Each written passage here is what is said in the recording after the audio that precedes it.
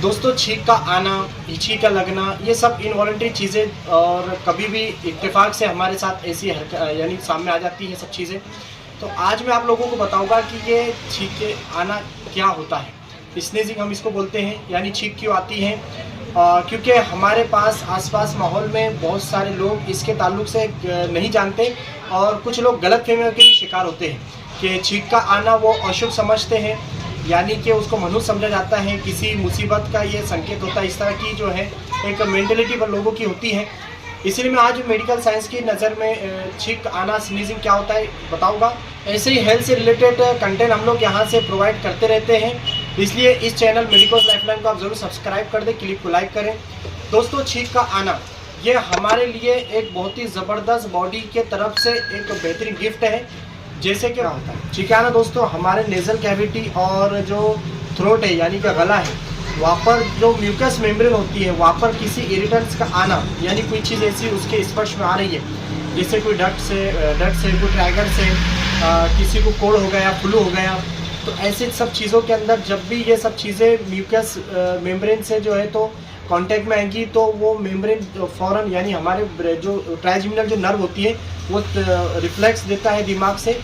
और उसकी वजह से फ़ौरन हिस्टामिन्स जो है तो रिलीज़ होते हैं और उसके ख़िलाफ़ काम करना शुरू कर देते हैं। यानी एक तरह से यूँ समझिए कि वो उसके अगेंस्ट जो है तो काम करना शुरू कर देते हैं। ये एक अच्छा एंटीबॉडीज़ का जैसा काम करने वाला एक एक्शन बोल सकते हैं हम इसको। और छींक या इसका आना, स्नीजिंग जिसको कहते हैं, तो ये आना जो है एक फोर्सफुली एयर का कहा जाता है। तो इसके लिए मैं यूँ कहूँगा कि स्नीजिंग जो चीज़ को कहते हैं जो हमारे इख्तियार में या हमारे बस में नहीं होती है, जैसे कि पलकों का झपकना है, ये हमारे बस में नहीं होता है। जिस तरह बहुत सारी इनवॉलंटरी चीज़ें हैं तो ये हमारे बस में नहीं होती है। इसी तरह से समझ लीजिए कि छींकते वक्त यानी स्नीजिंग के वक्त में आँखों का यानी बंद होना,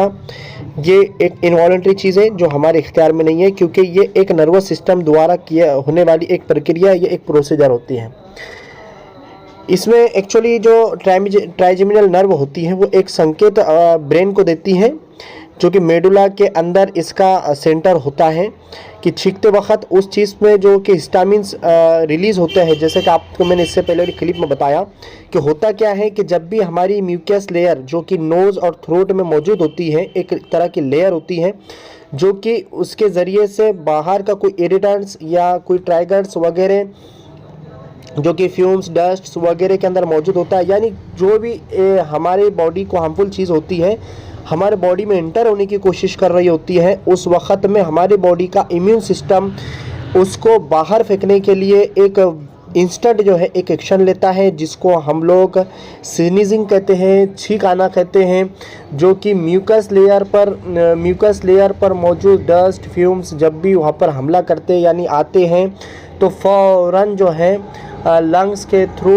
एक एयर पास होती है, एक एयर जो है तो निकलती है, फोर्सफुली एयर होती है, जो कि ऐसे पार्टिकल्स, फॉरेन पार्टिकल्स या फिर डस्ट फ्यूम्स वगैरह या ऐसी चीज़ें वायरस वगैरह के ख़िलाफ़ में जो है तो फ़ौरन एक एक्शन ली जाती है। और ऐसे वक्त में हमारे लिए एक अच्छा रोल अदा करता है और इसकी वजह से हमें बहुत फ़ायदा होता है। इसीलिए इस्लामिक कल्चर के अंदर हम देखते हैं कि छींक आने पर अल्हम्दुलिल्लाह कहा जाता है, क्योंकि इसकी वजह से हम लोग जो है बहुत सारी तकलीफ़ों से बच जाते हैं। अब आइंदा की क्लिप में मैं बताऊंगा कि छींक आते वक्त आग जो बंद हो जाती है, क्योंकि ये इनवॉलंटरी होता है, जो हमारे इख्तियार में नहीं होता है, तो ये आग बंद हो जाती है। लेकिन अगर छींक के वक्त किसी की आँख खुली रह जाए तो क्या हो सकता है, ये नेक्स्ट क्लिप में बताऊंगा, इसलिए उसका इंतज़ार करें उस क्लिप का और चैनल को सब्सक्राइब करें। Thank you very much.